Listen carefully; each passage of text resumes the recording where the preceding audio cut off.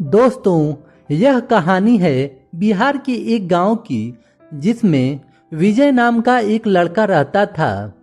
बचपन से ही पढ़ाई में होशियार विजय अपने मम्मी पापा की आखिरी उम्मीद था। विजय के दादा ने अपने समय में बहुत कर्ज लिया था, जिसको चुकाने में पापा की पूरी जिंदगी मजदूरी में निकल गई। उसके पास थोड़ी सी जमीन थी, जिससे उसका गुजारा हो रहा था। पापा की तबीयत मजदूरी करने से खराब रहती थी, पर पापा विजय को इस बात का एहसास नहीं होने देते थे। विजय को पढ़ाई में इतना होशियार देखकर उसके मम्मी पापा ने हर वह काम किया जिससे वह विजय को पढ़ा पाए।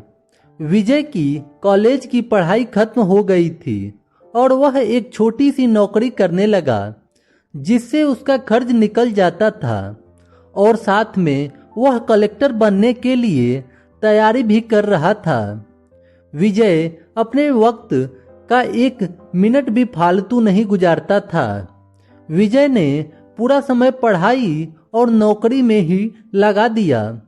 विजय के पापा को यह पता था कि वह कलेक्टर बनना चाहता है, इसलिए घर की हालत बहुत ज़्यादा खराब होने पर भी उन्होंने विजय से कभी इस बात का जिक्र नहीं किया और ना उसको अच्छी नौकरी करने के लिए कहा। लगातार 2 साल तक विजय पास नहीं हो पाया। उसके बाद भी उसके पिता ने अपना घर और जमीन गिरवी रखकर विजय को आईएएस की कोचिंग ज्वाइन करवाई और उसकी नौकरी भी छुड़वा दी और केवल पढ़ाई करने को कहा। विजय के पापा हमेशा उसे कहा करते, बेटा खेत और घर दोबारा आ जाएंगे, पर कलेक्टर दोबारा नहीं बन सकते। आज पूरे साल पढ़ाई करने के बाद विजय का रिजल्ट आ गया, जिसमें वह अच्छे नंबर से निकल गया था। आज उसके पिता से ज़्यादा खुश कोई नहीं था। ऐसा लग रहा था कि जैसे विजय का सपना पूरा होने वाला है, पर भगवान को कुछ और ही मंजूर था। विजय का कल इंटरव्यू था और सुबह से उसके पापा की तबीयत खराब थी। विजय के पापा उसकी माँ के बार बार कह रहे थे कि विजय को मत बताना, और उस दिन देर रात उनकी मौत हो गई। अब एक माँ जिसकी गोद में उसका पति गुजर गया और वह अपने दर्द को भुलाकर अपने बेटे की जिंदगी के बारे में सोच रही थी। माँ ने पड़ोसियों तक को इस बात का एहसास नहीं होने दिया कि उसके पति अब नहीं रहे। पूरी रात ऐसे रोई की आवाज भी नहीं निकले और सुबह विजय का इंटरव्यू देने जाने का लगा, तब माँ और पापा के आशीर्वाद के लिए उसने माँ को कॉल किया। माँ ने पूरी हिम्मत लगा दी अपना सच छुपाने के लिए और विजय को आशीर्वाद दिया। और जब विजय ने पापा से बात करने को कहा तो माँ बोली, पापा अब तुमसे बात नहीं करेंगे, वह कलेक्टर से बात करेंगे। इतनी बात कह के माँ ने फोन रख दिया।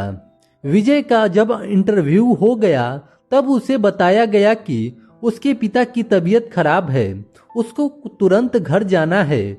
विजय को एक पल नहीं लगा अपने पिता की हालत समझने में। घर पहुंचकर पिता के पैरों में गिरकर वह जोर जोर से रोने लगा और कहने लगा, पापा उठो, देखो मैं कलेक्टर बन गया।